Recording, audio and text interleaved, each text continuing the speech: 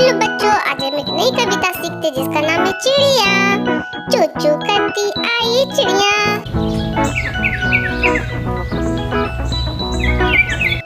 चुन चुन करती आई चिड़िया, दाल का दाना लाई चिड़िया। डब डब करता आया भालू, डोल उठाकर लाया भालू। भौं भौं करता कुत्ता आया, म्याऊं म्याऊं करती आई बिल्ली, दूध का कटोरा लाई बिल्ली।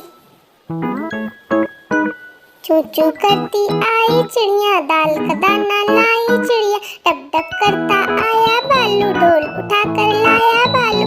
भौं भौं करता आया कुत्ता, म्याऊं म्याऊं करती आई बिल्ली, दूध का कटोरा लाई बिल्ली।